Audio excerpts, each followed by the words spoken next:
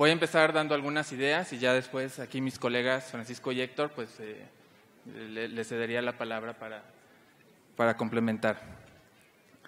Pues básicamente, como todos sabemos, pues la seguridad energética es una tarea compleja que requiere que diversifiquemos tanto nuestras fuentes de suministro como nuestras cadenas de suministro y la matriz energética. Pues esto significa que necesitamos, por ejemplo, recuperar la producción de gas natural y al tiempo aprovechar las fuentes de suministro que tenemos accesibles, por ejemplo, de otras fuentes como es la importación.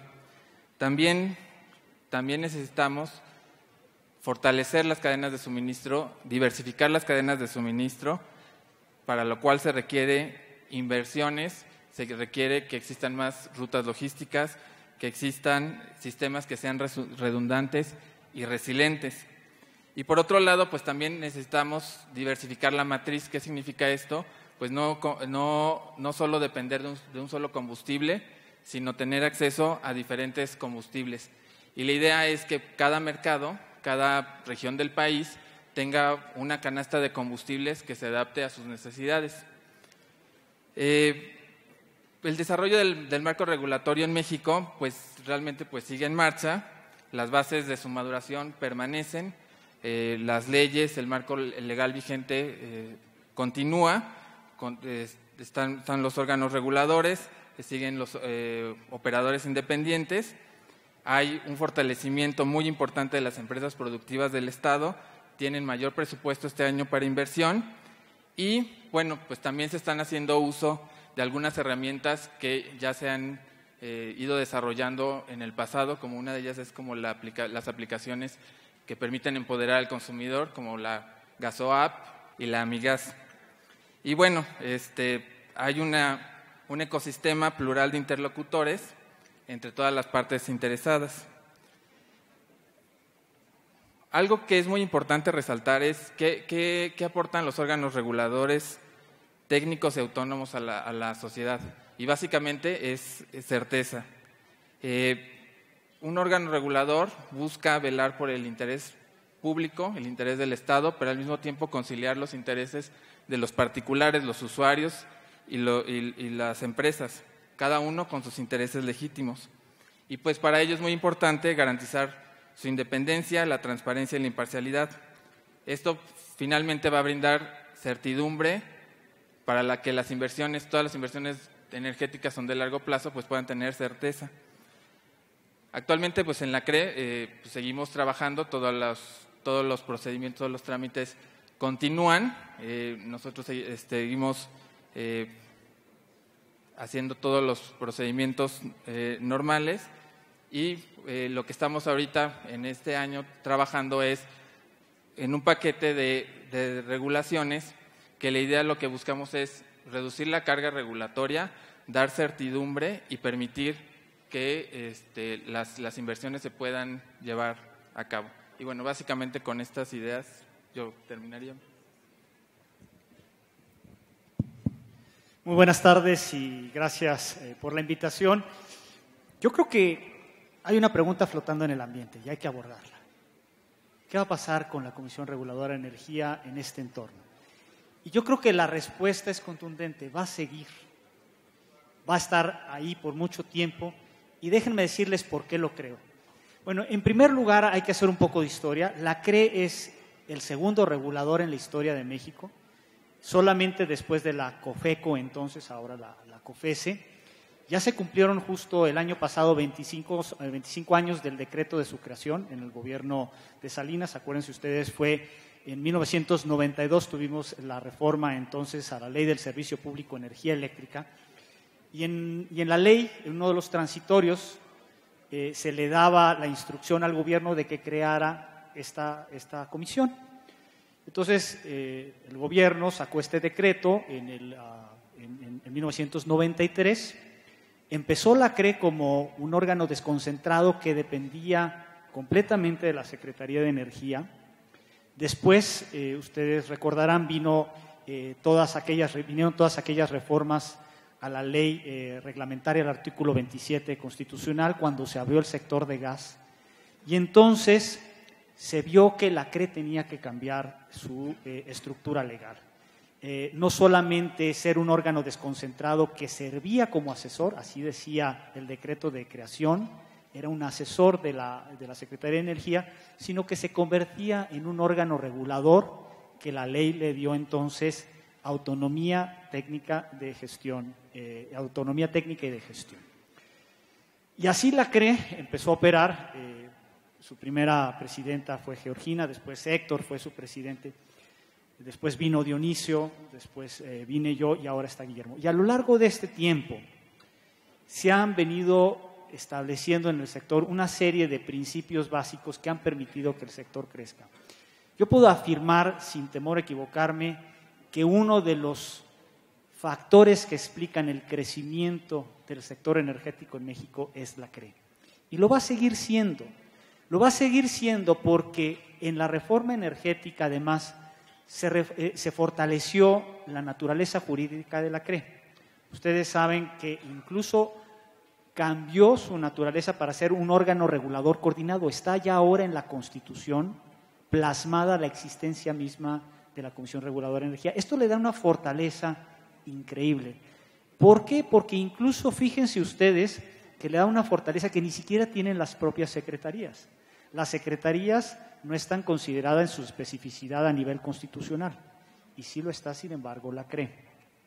Entonces, desde un punto de vista jurídico, desde un punto de vista legal, me parece que México ha ido construyendo un andamiaje que garantiza la continuidad de esta institución.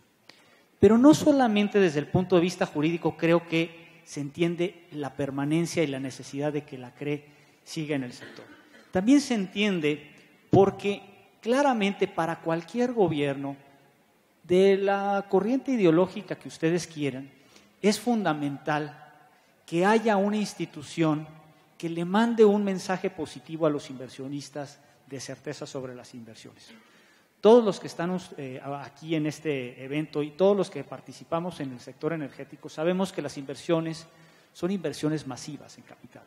Son inversiones que se recuperan no en el corto plazo, que se recuperan en el muy largo plazo. Y si no hay reglas claras para los inversionistas no van a llegar. Y todo gobierno requiere que su economía crezca. Y no puede crecer solamente, y menos en tiempos modernos, a partir del Estado. Requiere del sector privado y requiere de un sector privado que esté dispuesto a aportar cantidades importantes de recursos que no puede estar en el presupuesto. Y la CRE es ese tipo de reguladores, ese tipo de instituciones, que le dan certeza a los inversionistas para que vengan.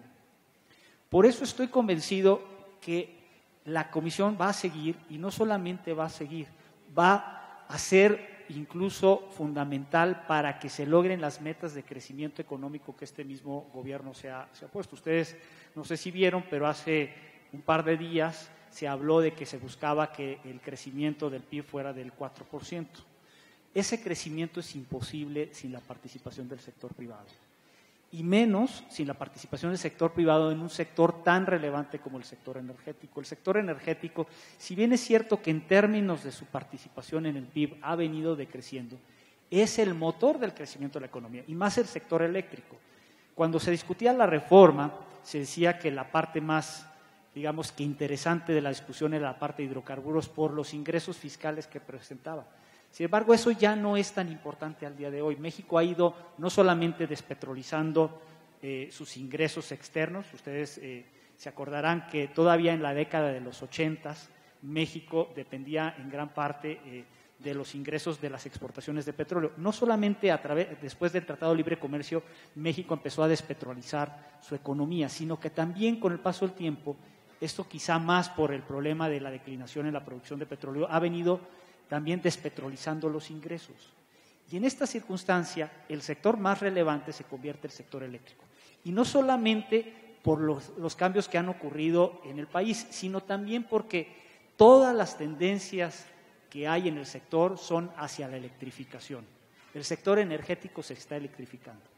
Y por lo tanto, es importante para un gobierno que el sector eléctrico, el sector que va a ser un motor de todo el resto de la economía, que es fundamental. No hay actividad que pueda llevarse a cabo sin el sector eléctrico siga vibrante, siga expandiéndose, siga creciendo. Por lo tanto, yo estoy convencido y yo les diría sin temor a dudas, la CRE va a seguir, el regulador va a seguir y México va a seguir contando con una institución que es fundamental para que el sector energético siga invirtiendo en el país. Hasta aquí dejo mi primera intervención. Muchas gracias, Paco. Completamente de acuerdo con lo que ha dicho Rubén y Paco, no puedo estar más de acuerdo con lo que han dicho. Yo quisiera remontarme a estos principios de la CRE, un poco la historia de dónde estamos. A veces damos por sentado, damos por como algo normal la existencia de instituciones como estas, pero realmente viene de todo un movimiento institucional de crear instituciones que le den operatividad a las leyes, a los reglamentos, a todo el marco jurídico, ¿no? En México siempre se ha dicho que somos muy buenos para crear leyes y crear reglamentos, pero ahí nos quedamos en la creación de esos marcos jurídicos y nos hemos quedado cortos, o al menos nos habíamos quedado cortos en materia de energía, en cuanto a su instrumentación y a su operatividad a través de instituciones creíbles, instituciones estables, instituciones que le den precisamente esta operatividad a los marcos legales que se diseñan. Entonces, pues a veces va el marco legal para un lado, va a regresar y todo, pero siempre tiene que haber una institución que le esté dando operatividad a esas leyes, a esos reglamentos, a ese edificio regulatorio que se hace, y eso es precisamente la CRE, ¿no? Pero más que eso, más que un operador de estas regulaciones, la CRE es un formador de mercado, y me explico, ¿sí? Gracias a la CRE se han creado mercados ciertamente en energía, en el sector energético, que ha permitido, como decía Paco, la inversión de capitales privados de una gran calado, de una gran cantidad, con proyectos de muy largo plazo. Sin esta institución, esa creación de oportunidades hubiera sido, en mi opinión, prácticamente imposible. Y les pongo un par de ejemplos que a lo mejor muchos de aquí ni siquiera habían nacido en la segunda mitad de los 90, ¿no? Cuando se da este cambio de la CRE de ser un órgano técnico a ser un órgano ya autónomo operativamente, administrativamente, ya con una ley creada, la ley de la Comisión Reguladora de Energía, que se expide en el 96, precisamente como resultado de la crisis económica que se vivió en el 95. Entonces, a partir de ese momento se crea la CRE y se fortalece la CRE no como un accidente institucional o un accidente o un capricho de algún presidente o algún gobernante, sino precisamente era el mecanismo para que la inversión privada pudiera florecer en esa política energética que se había determinado en ese momento. Ustedes se acuerdan que el primer IPP no se da en el sexenio del presidente Salinas. ¿Por qué? Porque la CRE no estaba diseñada para darle viabilidad económica a esa inversión privada que se llamaban los IPPs en esa primera aproximación, ¿no? Se reconvierte la CRE, se le da las atribuciones y es cuando empiezan a florecer estos IPP, siendo el primero, algunos con las canas que yo tengo recordarán a Mérida 3 como el primer IPP que se asigna ya bajo esta nueva legislación. Pero se asigna ya por el 1998, 99, ¿no? Ya muy entrado el sexenio, y gracias a que había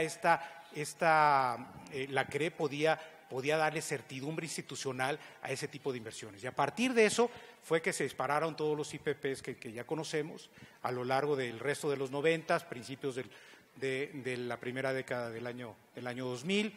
Y luego, ustedes recordarán que en el 2006, ya con el presidente Calderón, la CRE da otro golpe de timón fuerte y detona un nuevo mercado Ya había detonado el mercado de la inversión privada a través de estas plantas de IPPs que eran completamente 100% privadas y vendían su energía a CFE de manera independiente, ¿no?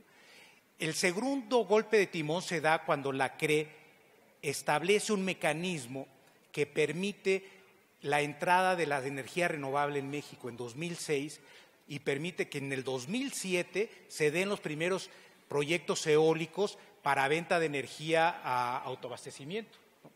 Y aquí fue la CRE fundamental, por eso que es un formador de mercado la CRE, porque con 2 o 3 cambios regulatorios que hizo a nivel de directivas, ni siquiera eran reglamentos, de manera muy creativa la CRE establece que el banco de energía y el porteo de estampilla postal, en fin, una serie de mecanismos con movimientos muy pequeños, pero con una afectación, una relevancia enorme, y permite detonar la energía renovable en México en 2007, gracias a la CRE. Luego ya esas disposiciones lograron entrar en la ley, en el reglamento, en fin, ya se formalizó más, ya bien entrado a principios incluso de finalizada la década o en el 2010, 2011, por ahí se formalizó un poco más eso, ¿no? Pero fue la CRE quien con estos movimientos logró crear un mercado que no existía y que ahora pues hay inversiones importantísimas en el mercado en el régimen legado, ¿no? Y luego otra vez la CRE ya fortalecida y con unas nuevas atribuciones y en fin ya habiendo abarcado prácticamente toda la cadena de valor del sector energía a través de la reforma energética, que es que detona este movimiento ya no solamente la CRE sola, sino con la ayuda de SENACE, con la ayuda de la Secretaría de Energía, ya en un marco institucional mucho más ordenado, que permite esta entrada de subastas y de otros proyectos no vinculados a las subastas, ¿no? Entonces, sí es bien importante que recordemos y que valoremos a la CRE, no nada más como alguien que hay que ir a pedir el permiso y el trámite, no, es una CRE que crea inversión, que desarrolla mercados, que crea mercados y crea a través de estos mercados actividades nuevas que todos aquí nos estamos beneficiando, ya sea desde la proveeduría, como desarrolladores, como inversionistas, como financiadores, ¿no? La siguiente ola que está trabajando la CRE para crear es precisamente el tema de almacenamiento, que ya lo comentábamos anteriormente. A través de la regulación que la CRE tiene que expedir, va a crear todo un nuevo ecosistema alrededor del almacenamiento de energía que va a beneficiar otra vez al avance de la modernización y el avance de las inversiones en el sector. Entonces, yo quería nada más resaltar ese punto de generación de mercados que a veces se nos olvida y la relevancia tan importante que tiene la CRE, y coincido plenamente con Paco, no es algo que va a desaparecer de la noche a la mañana, pero sí es algo que hay que defender, es algo que hay que valorar y que tenemos que unirnos como industria, no porque nos beneficie, los más afectados de la CRE somos los mismos permisionarios, los mismos participantes muchas veces, ¿no? Pero que necesitamos, es indispensable tener un formador de mercados, un árbitro que permita que esas inversiones se den en el largo plazo. No sé si haya más comentario, pero queremos oír su opinión. Yo sé que hay muchas dudas sobre esto y más que nosotros aquí nos eternicemos con comentarios que ustedes ciertamente ya conocen, pues abrir el piso y poder un poco tener un diálogo con ustedes en esta materia. A ver, en lo que, si quieren, creo que les van a pasar algunos papeles. Me parece que es importante a lo mejor platicar sobre la importancia o por qué la CRE se mantendrá como un ente autónomo, porque no solamente es que exista, sino por qué se mantendrá como un ente autónomo. Y yo creo que el mejor ejemplo de por qué se va a mantener autónomo es lo que pasó hace algunos meses en el Congreso. En el Congreso se empezó a discutir una reforma a la Ley Orgánica de la Administración Pública Federal, en donde se cambiaba las atribuciones de la Secretaría de Energía y en esa propuesta la CRE perdía parte de su autonomía. Y hubo una reacción importante por parte de la industria, por parte de las personas que estamos viendo el sector, y el Congreso repensó y retiró esa propuesta. Y creo que eso es importante de reconocer. O sea, se ha reconocido el mismo Congreso en donde habría habido mayorías como para haber cambiado la ley, el mismo Congreso con esas mayorías reconoció que no era lo más conveniente y se echó para atrás y mantuvo el carácter autónomo de la Comisión Reguladora de Energía. Bueno, aquí tengo algunas preguntas, se las voy a ir, acá también por allá, se las voy pasando acá a Rubén y si quieren aquí las vamos revisando. Adelante. Bueno, buenas tardes. Mi nombre es Alfonso Caso. Una pregunta, a ver, hay una gran preocupación, yo creo de todos, porque la CRE, digamos que es como la columna vertebral de la reforma y preservarla como institución se vuelve algo estratégico, porque además es la que da las señales correctas del mercado, como tú lo señalas. Con independencia de los eventos que hemos visto últimamente, ¿cuál sería un poco la recomendación? Porque la preocupación es que si se vulnera la autonomía de la CRE,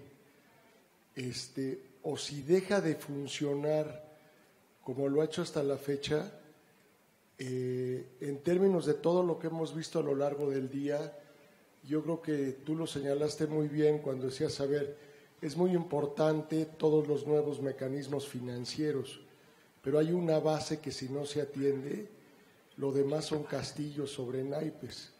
Entonces, y esa es la parte fundamental, porque si no hay financiamiento, no se van a poder llevar a cabo los proyectos. Y por otro lado, el costo de ese financiamiento se va a volver también estratégico. Entonces, ¿qué podrían comentar al respecto?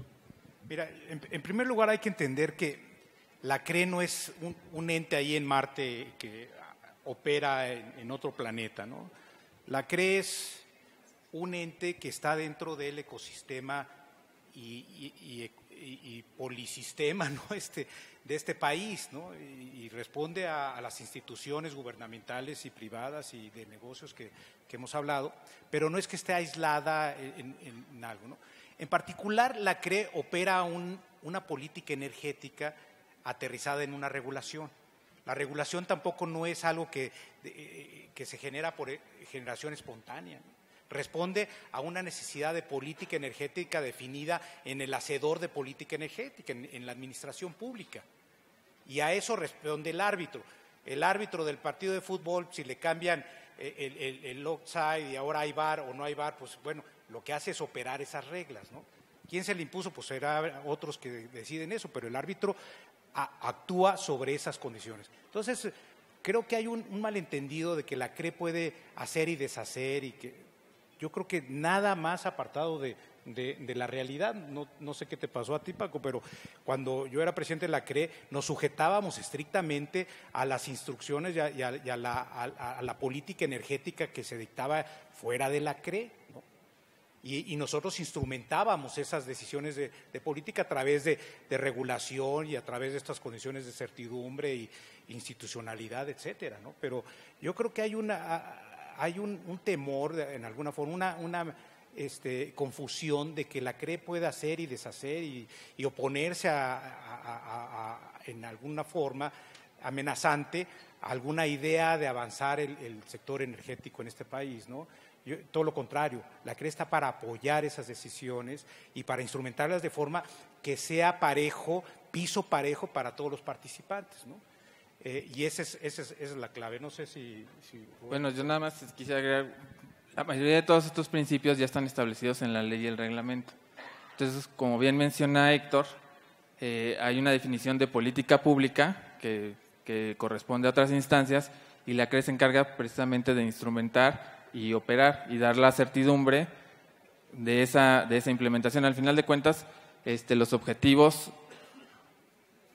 son los mismos, ya la implementación es lo que va a continuar haciendo la CRE. Todos estos principios, como también mencionaba Paco, están la CRE definida en la Constitución y están definidos los principios en la ley y el reglamento. Entonces, mientras estamos con esto definido, no prevemos cambios sustantivos. Efectivamente, la CRE y el regulador del sector energético es la columna vertebral del sector y del mercado. Y yo creo que hay que decir una cosa, esto se reconoce por gobiernos de distintos signos ideológicos. Vean ustedes el mundo, a mí me toca ser el coordinador de la Confederación Internacional de Reguladores y prácticamente todos los estados cuentan con un regulador, prácticamente todos. Incluso China, que podría pensarse que es un estado en donde el gobierno tiene una participación, digamos que en la actividad económica en la que hay un mando vertical, incluso China ha constituido su propio regulador. Entonces, el regulador es algo que se identifica por todos los gobiernos como una entidad fundamental. Y se identifica como una entidad que es fundamental porque es una institución en donde se forman profesionales que subsisten a los cambios administrativos.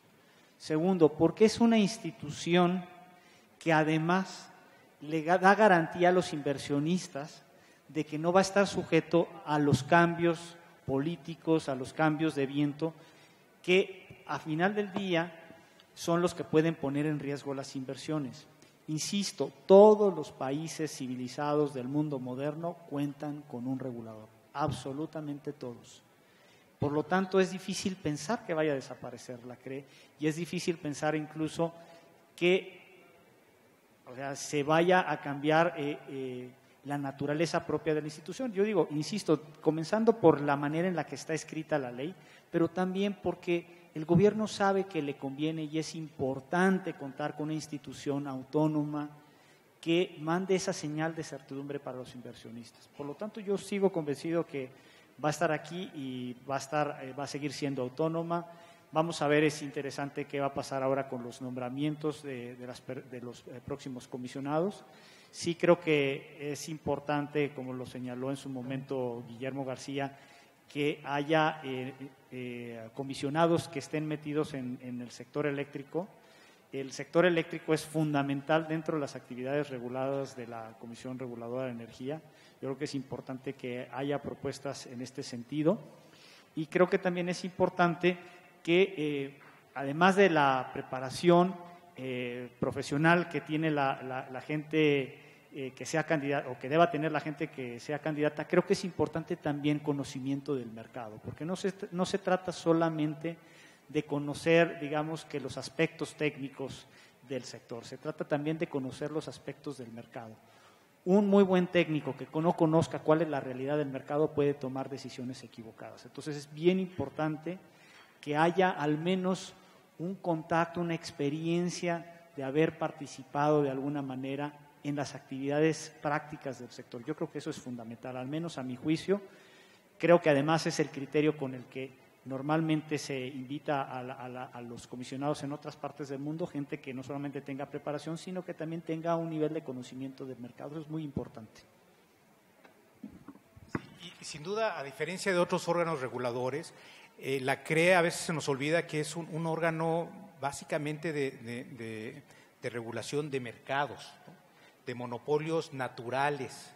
Eso es lo que se dedica la CRE. La CRE está ahí no para regular mercados competitivos, ¿no? Pues para eso está la COFESE, ¿no? Sino para más bien regular y tratar de monitorear los monopolios naturales, ¿no? Todo lo relacionado con redes de transporte, redes de transmisión, redes de distribución. Entonces, bueno, hay que entender muy bien que ese tipo de regulación rebasa lo técnico y va más al tipo de regulación económica que requiere este tipo de sectores, ¿no?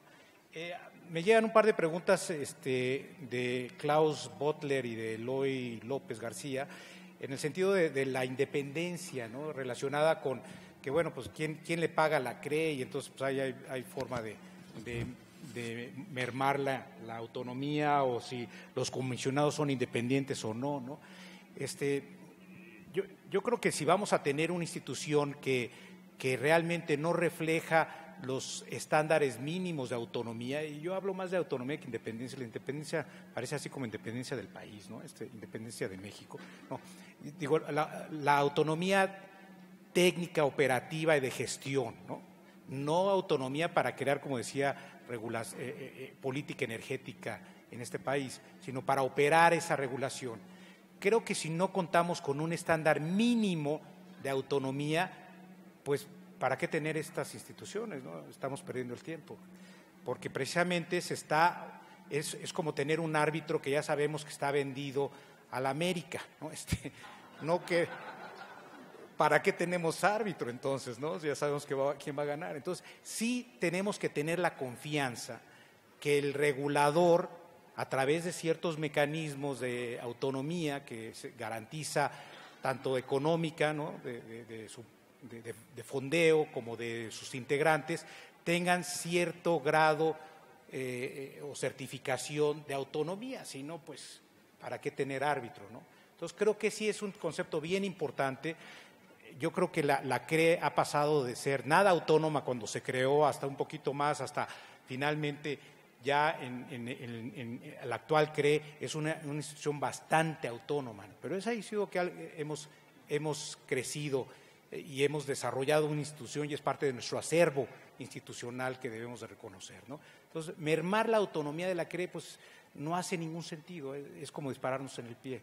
Entonces, sí, contestando estas preguntas, sí es muy importante trabajar en estos grados de autonomía, ¿no? Y tener un estándar mínimo, porque pues a final de cuentas el árbitro es eso. El árbitro va a quedar mal con los regulados necesariamente porque los va a forzar a hacer una acción en la cual no está alineado. Si estuviéramos alineados no habría necesidad de tener reguladores, ¿no? El hecho es de que no lo estamos.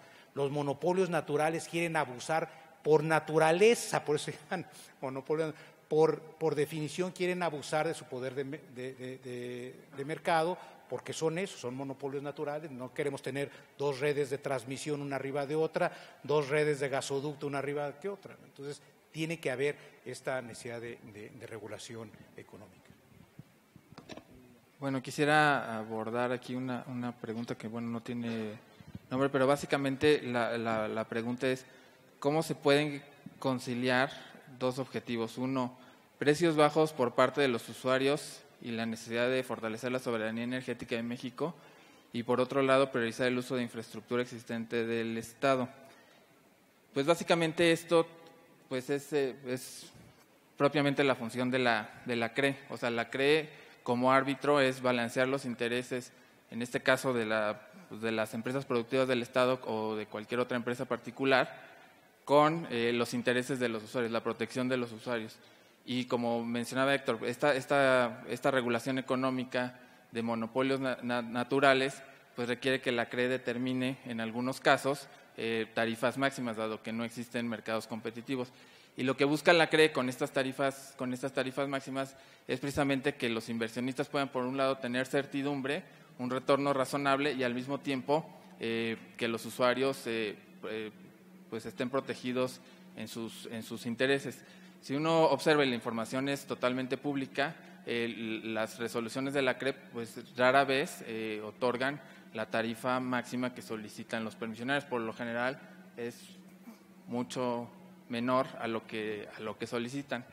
Y ahí pues cae la función del árbitro, porque por un lado pues la empresa a lo mejor no está muy contenta, y a lo mejor los usuarios pues quisieran pagar menos, pero también es importante pues que se cuide la viabilidad financiera tanto de las empresas productivas del Estado como de las empresas privadas, y que los usuarios reciban seguridad en el servicio. Aquí hay una pregunta muy interesante y que creo que surgió incluso en la mañana en la intervención de Abel Ibert, y es la que tiene que ver con la cancelación de las subastas.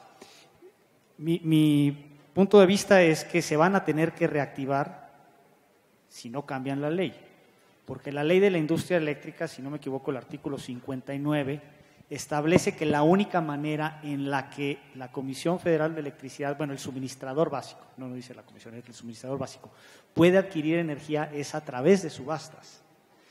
No puede el suministrador básico comprarle a sus propias, o en este caso en el suministrador básico de CFE, no puede comprarle a los generadores de CFE.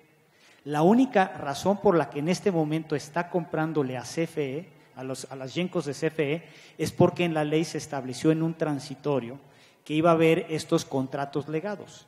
Estos contratos legados básicamente representaron una parte fundamental de la energía que vende el suministrador básico. Pero también la ley buscó que esos contratos legados no asumieran toda la generación de CFE, sino solamente aquella que fuera competitiva. Y no tiene ningún sentido que ahora se vuelvan a abrir, porque la única posibilidad, insisto, es que se modificara la ley y se eliminara el 59 para decir que CFE ya no tiene que comprar, o el suministrador básico, perdón, ya no tiene que comprar a través de subastas. Pero no solamente eso, también habría que cambiar otra ley. Habría que cambiar la ley de transición energética, porque el problema no es solamente la adquisición de energía, sino también el cumplimiento de las metas de generación de energía limpia. Entonces, se tendría que cambiar la ley de transición y la ley de la industria eléctrica. Pero bueno, supongamos que se cambia. Entonces, ¿qué es lo que podría pasar? CFE le empieza a vender más generación. ¿Cuál generación le puede vender? La única que le puede vender es la que en este momento no está vendiendo y que es mucho más cara. ¿Qué pasaría?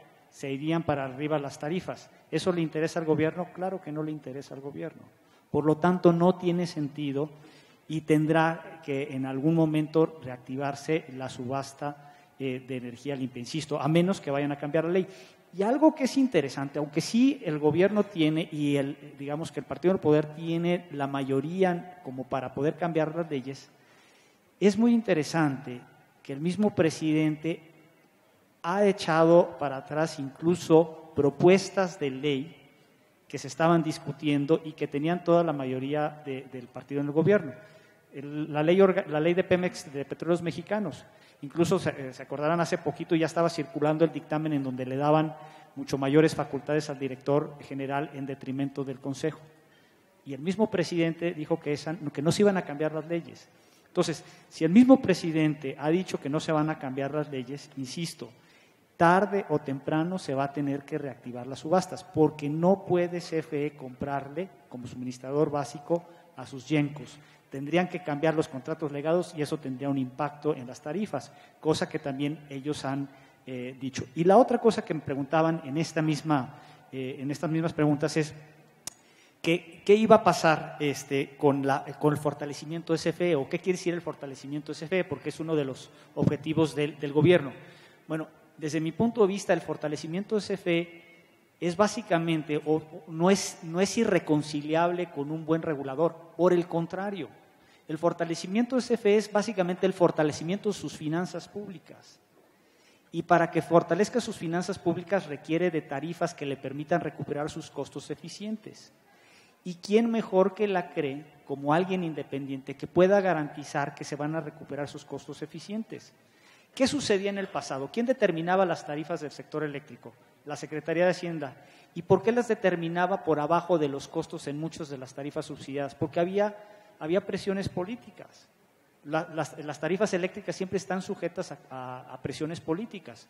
Entonces, en un contexto en el que no es una secretaría, sino es el regulador en el que establece las tarifas, entonces se puede avanzar en el fortalecimiento financiero de la Comisión Federal de Electricidad. Entonces, insisto, el mejor aliado de la Comisión Federal para su fortalecimiento es la CRE, porque es la que le puede garantizar que va a recuperar sus costos eficientes. Entonces, yo diría, habría que verlo desde ese punto de vista. El fortalecimiento de la CFE no es un problema cuando nos enfocamos que lo que quiere fortalecerse son sus finanzas.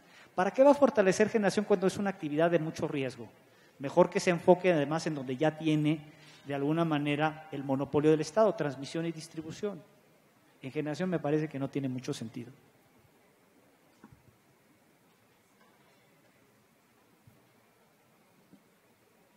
Pues si no hubiera alguna otra pregunta, creo que tenemos 2 minutos como para terminar.